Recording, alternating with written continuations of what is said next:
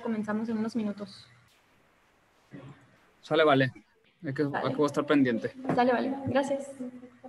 Okay.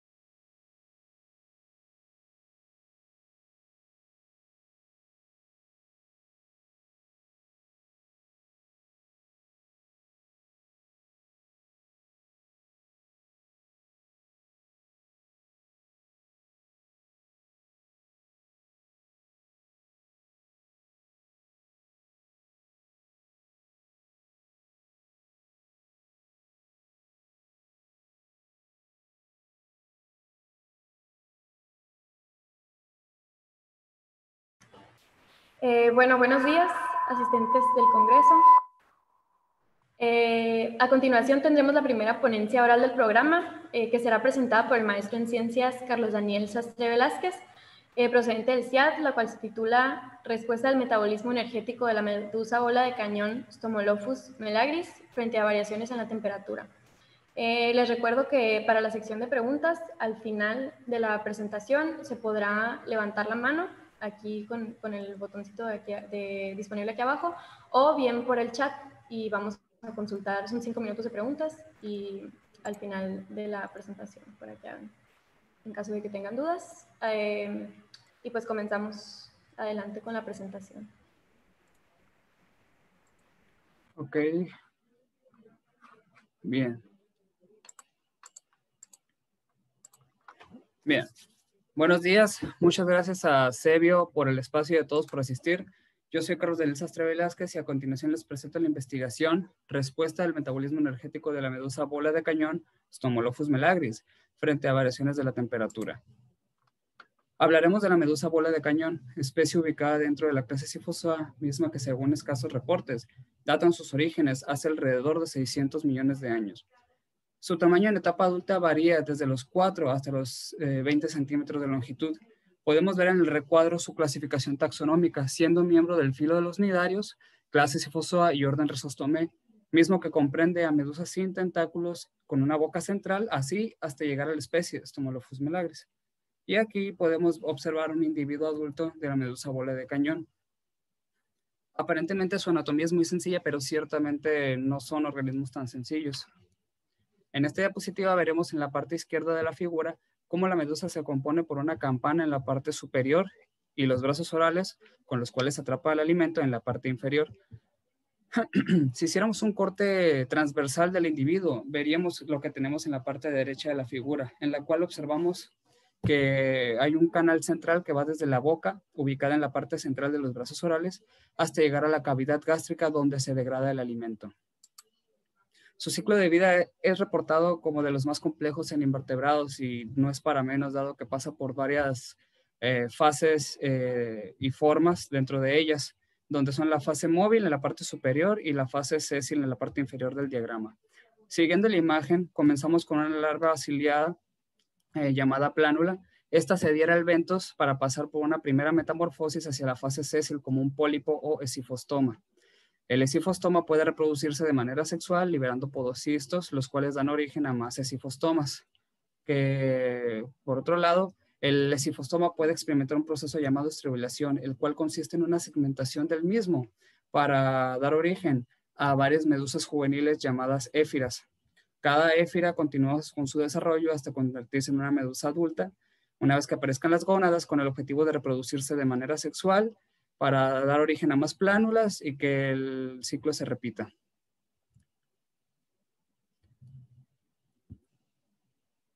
La medusa bola de cañón tiene una amplia distribución en México y se ha reportado como condiciones óptimas una salinidad de 35 partes por millón y una temperatura de 23 grados centígrados. Es de importancia comercial, dado que es comestible. Tan solo en el 2018 se registró una pesca de 80,000 toneladas que generó ganancias de 300 millones de pesos. En las últimas décadas se ha reportado un aumento en la distribución y abundancia de la medusa y se relaciona la temperatura como el factor que mayormente influye en esto. Hay estudios predictivos que han reportado cómo es que cambia la temperatura del Golfo de California a través del tiempo, de manera que está ocurriendo un evento de calentamiento de la temperatura del mar conforme avanzan los años, donde las regiones con temperaturas más altas se están extendiendo sobre las áreas frías. Esto genera una cascada de consecuencias en los hábitats marinos, ya que el cambio de temperatura puede afectar a otros factores, como es el oxígeno disuelto en el agua, oxígeno el cual es de gran importancia dado su uso en el metabolismo energético. En este diagrama básico del metabolismo energético podemos seguir dos rutas. Primero, cuando hay un adeudo de oxígeno en el medio, el metabolismo se inclina hacia la anaerobiosis por la ruta del L-lactato para compensar el suministro de energía, y en esta ruta se ve involucrada la enzima L-lactato deshidrogenasa. Funciona como indicador de anaerobiosis, por lo tanto. Por otro lado, en condiciones normales, el suministro de energía se mantiene por el metabolismo aeróbico. Es dentro de la mitocondria donde ocurre el ciclo de Krebs, en donde actúa la enzima citrato sintasa, indicadora de actividad mitocondrial, y después la cadena respiratoria, donde se utiliza el oxígeno, y finalmente la fosforilación oxidativa, encargada de la síntesis de ATP.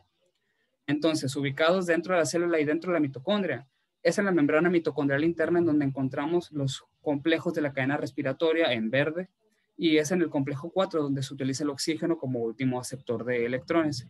Este mecanismo generará un gradiente de protones que va desde la matriz mitocondrial hacia el espacio intermembranal para ser utilizados por el complejo 5, bombeando protones de vuelta a la matriz mitocondrial y produciendo energía en forma de ATP. Existe el caso donde el complejo 5 no produce energía a pesar de que el oxígeno continúa consumiéndose en la cadena respiratoria.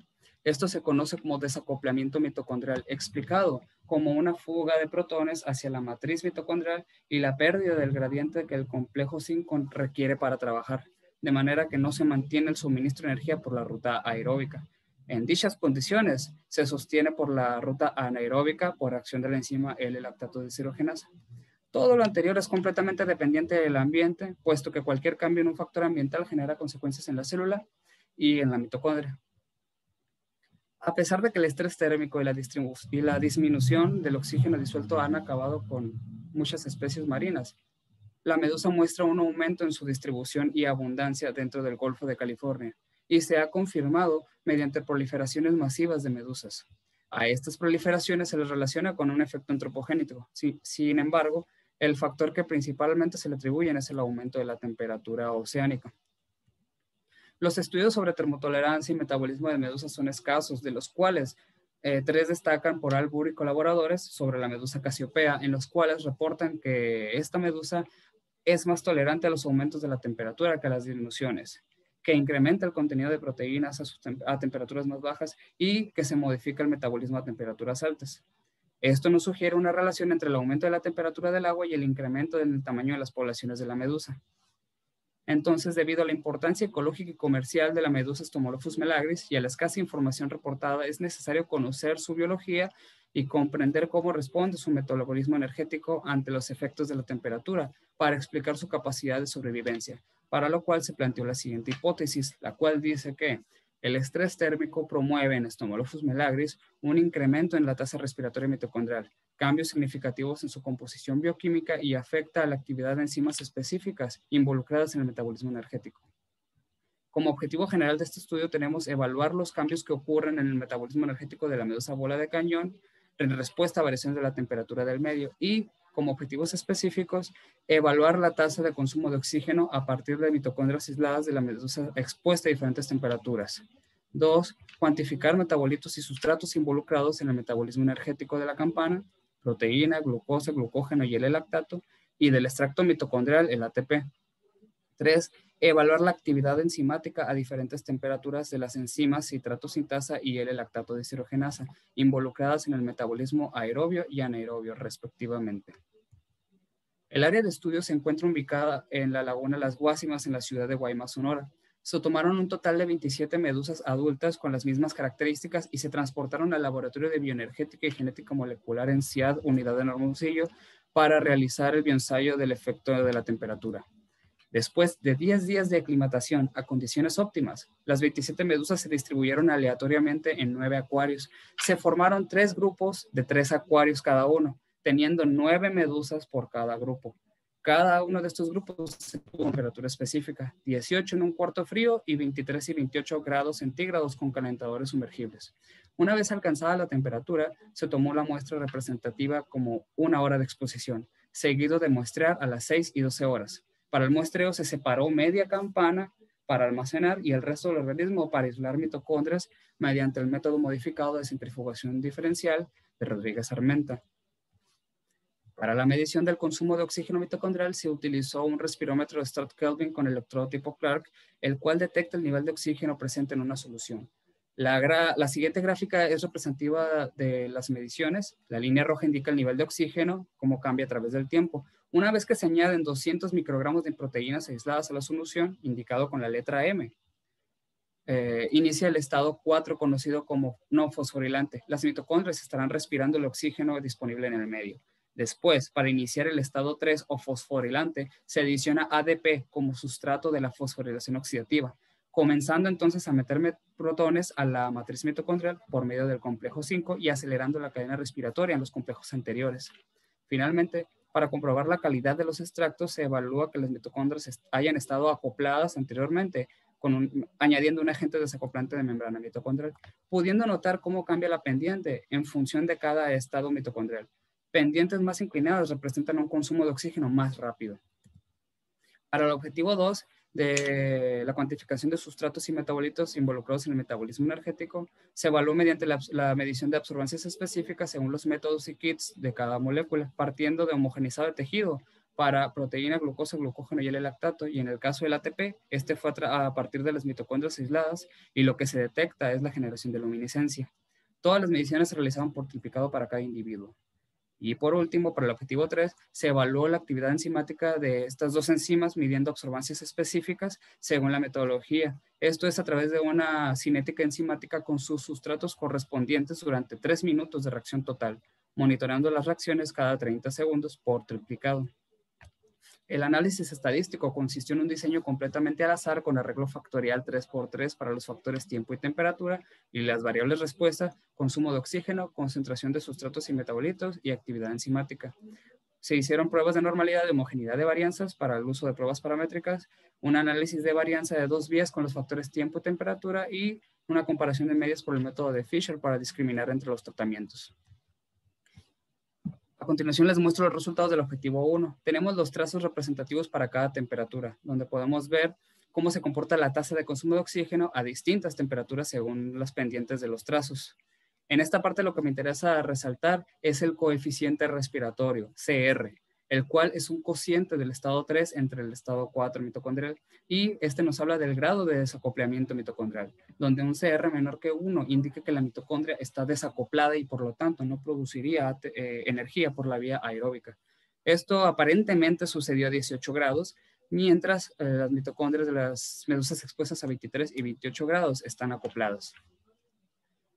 La siguiente gráfica representa la tasa de consumo de oxígeno en el estado 3 respecto al tiempo y la temperatura. Tenemos en el eje X el tiempo de exposición, eje Y el consumo de oxígeno y por colores las temperaturas.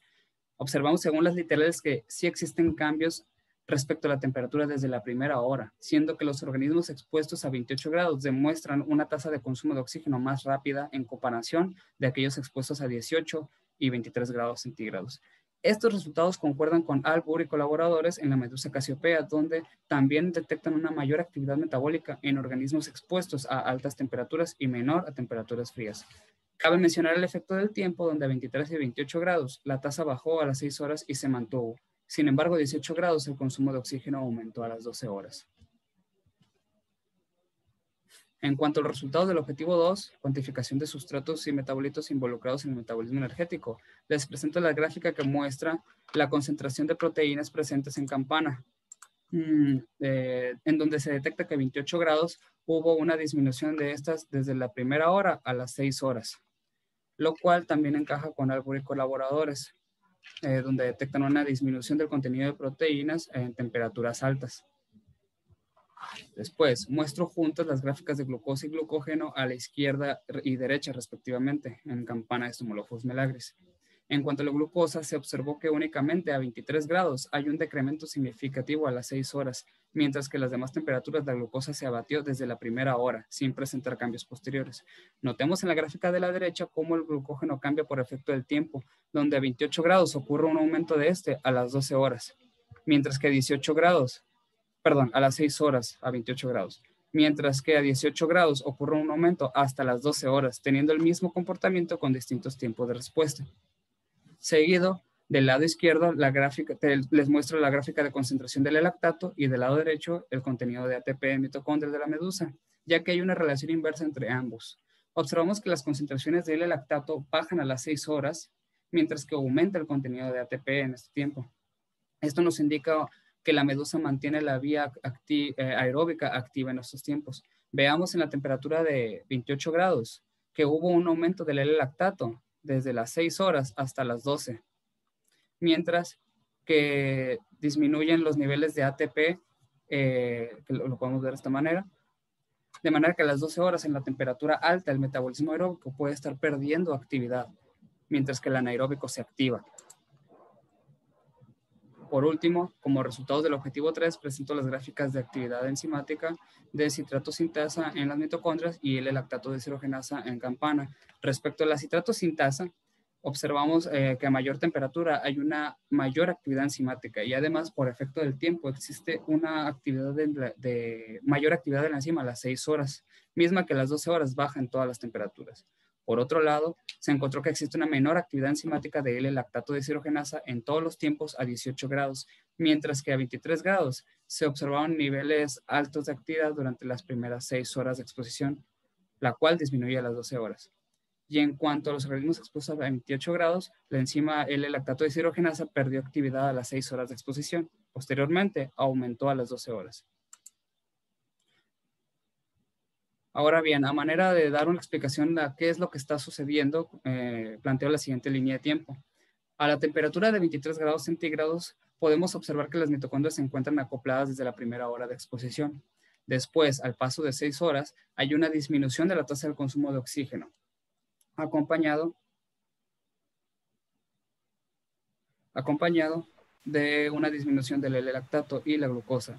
Esto se explicaría con que en el momento en que se hizo el muestreo de 1 hora, la medusa aún se encontraba estresada por el cambio de las condiciones experimentales, detectando así un cambio en su tasa de consumo de oxígeno a las 6 horas.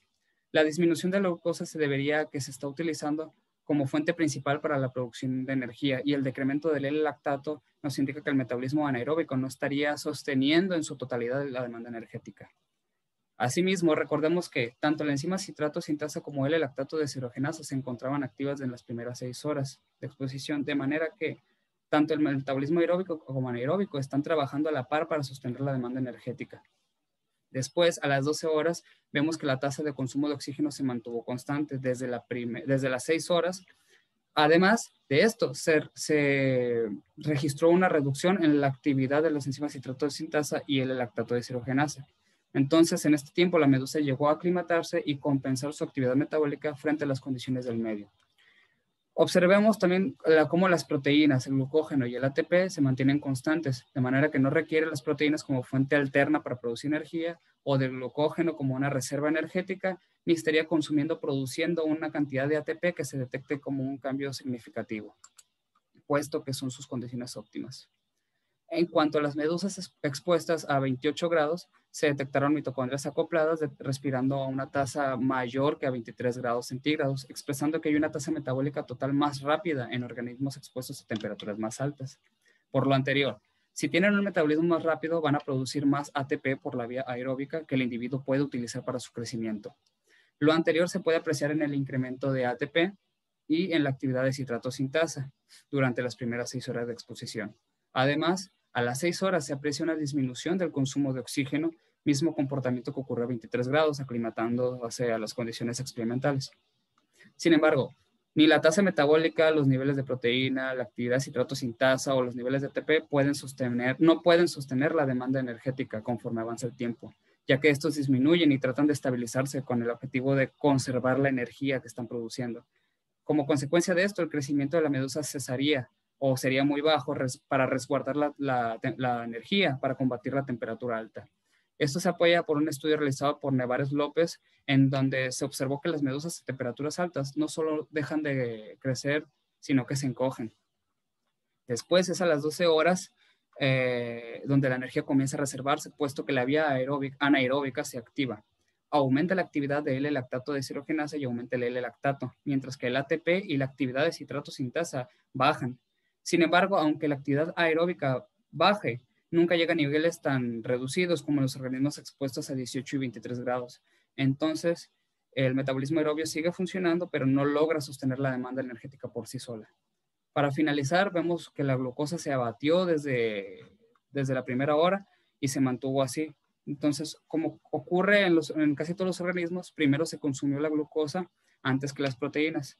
De manera que a las 6 horas, a 28 grados, hay una mayor producción de proteína que el organismo podrá utilizar posteriormente para producir energía, ya que se acaban los carbohidratos, teniendo distintos sustratos para producir energía en diferentes tiempos. Por último, las mitocondrias de medusas a 18 grados centígrados se encontraban aparentemente desacopladas desde la primera hora. Presentan la tasa metabólica más baja, entrando en un estado definido como depresión metabólica, con el fin de reducir el consumo de oxígeno, de energía, por debajo de su tasa metabólica normal. Esto se relaciona con los niveles de ATP, pues la vía aeróbica aportaría menos ATP que en las demás temperaturas. Por otra parte, se detectaron los niveles de L-lactato más altos que en otras temperaturas desde la primera hora de exposición. A pesar de esto, la vía aeróbica no cesa, ya que las mitocondrias continúan consumiendo oxígeno, produciendo ATP, y esto se aprecia a las 6 horas, donde se detectó una reducción del L-lactato, un aumento del ATP y un aumento de la actividad de citrato sintasa.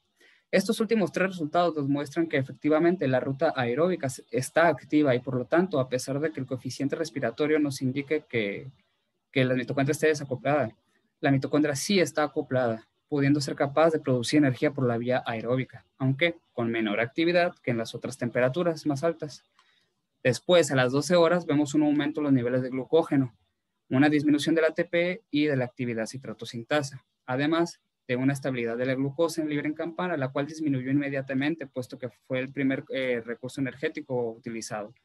La sugerencia del glucógeno a las 12 horas puede ser una tendencia por almacenar energía para perdurar en las condiciones desfavorables. Y finalmente, el comportamiento del constante de los niveles de proteína en campana tiene que ver con la fisiología de la medusa, pues la síntesis de proteínas funciona para reparar y reemplazar otras proteínas para el crecimiento, teniendo que a bajas temperaturas el crecimiento es muy bajo o nulo si se comparan con lo que crecerían en su temperatura óptima. Entonces, a manera de conclusión, les presento lo siguiente. La medusa bola de cañón, Ostomolophus melagris, cuenta con una capacidad adaptativa que le permite sobrevivir al estrés térmico, cambiando su tasa respiratoria, su composición bioquímica y la actividad específica de algunas enzimas, lo que le permite responder a condiciones ambientales desfavorables. Por lo anterior, se acepta la hipótesis planteada en esta investigación, lo que demuestra la capacidad de sobrevivencia de esta especie desde su temprana aparición en la historia evolutiva animal hasta la actualidad. Eso es todo por mi parte. Muchas gracias a ustedes por su atención y una vez más al comité organizador de esta 15ª edición del CEBIO. Estoy a la orden de sus preguntas. Pues muchas gracias al maestro Carlos Sastre por su presentación y a continuación vamos a proceder a la ronda de preguntas. Les recuerdo que pueden levantar la mano o pueden hacer una pregunta en el chat. En el chat de donde dice Q y A, ahí pueden dejar sus preguntas.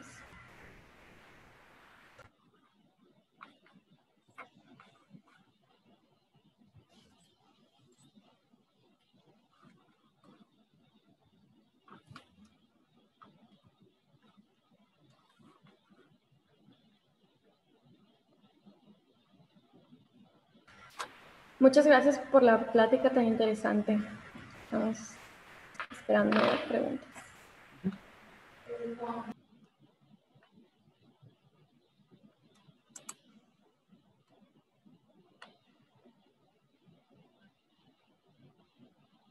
A ver, ¿qué tengo? Aquí tenemos una... ¿Cómo me las puedes leer tú, por favor? Sí, sí, yo las voy a leer. Gracias. Bueno, tenemos una pregunta de Atlay Sanabria y pregunta: ¿los efectos de la temperatura en el metabolismo energético de esta medusa tienen relación con su calidad alimentaria? Los efectos energéticos. ¿Los efectos de la temperatura en el metabolismo energético de esta medusa tienen relación con su calidad alimentaria?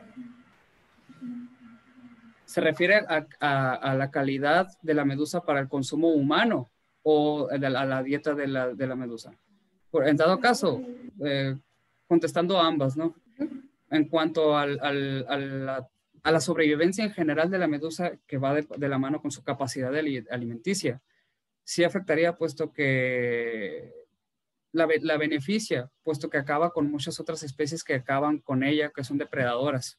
Veíamos que se están extinguiendo, están desapareciendo o está desplazando a otras especies, puesto que están apareciendo, hay proliferaciones, hay masivas de medusas, y esto es un efecto indirecto de la desaparición de sus depredadores también, además de que la está beneficiando los cambios en la temperatura oceánica. Eso en cuanto a la capacidad, digamos, de la dieta de la medusa, de su calidad de vida. En cuanto a su calidad comestible, sí, porque sí afecta, porque afectaría la capacidad, o ¿cómo se dice? Al factor sensorial para uno como cliente de algún restaurante o al momento de probarlo, porque cambia su consistencia. Comentábamos que las medusas en temperaturas extremas, tanto 18 como 28 grados, en el caso de esta investigación, dejan de crecer o empiezan a presentar diferentes cambios en su comportamiento. Pero además, parte de que no se mencionó por cuestiones de tiempo aquí, es que cambia su composición su composición. La medusa normalmente es gelatinosa, un poco más dura que la gelatina con la gelatina comercial en la campana, y un poco aguada por las partes de los brazos orales. Pero cuando se expone a temperaturas altas, vimos a las medusas que se expusieron por 6 horas, ya se presentaban más aguadas, y esto es más desagradable a la hora de comerlas.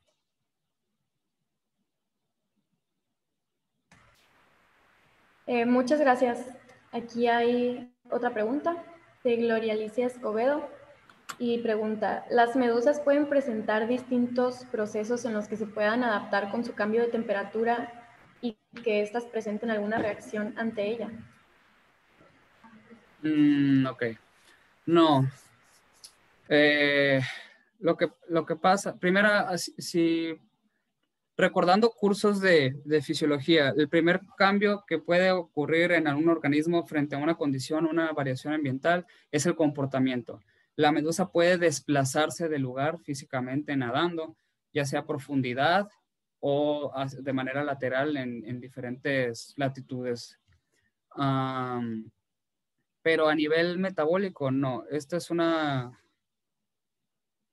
no tiene la capacidad de regular sus rutas metabólicas, tiene su palabra, es una especie,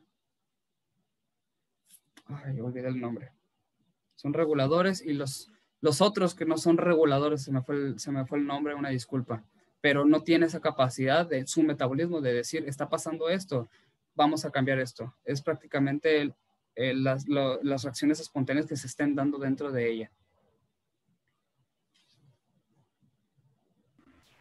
Muchas gracias por contestar las preguntas y tenemos otras dos preguntas más, pero ya se acabó el tiempo para preguntas, pues desafortunadamente vamos a respetar el tiempo de las pláticas.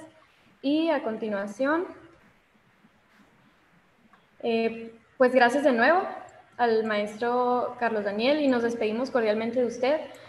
Claro, no sin antes hacer la entrega de su diploma digital, el cual también se le enviará a su correo. Y a continuación, bueno, aquí está el diploma digital. A continuación tendremos un pequeño receso de 10 minutos y pues nos vemos a todos los asistentes aquí a las 11:25 con la siguiente ponencia magistral. Muchas gracias por la plática tan interesante y por contestar las preguntas. Gracias. Gracias. Nos vemos, buen día, éxito. Buen día igualmente. Gracias.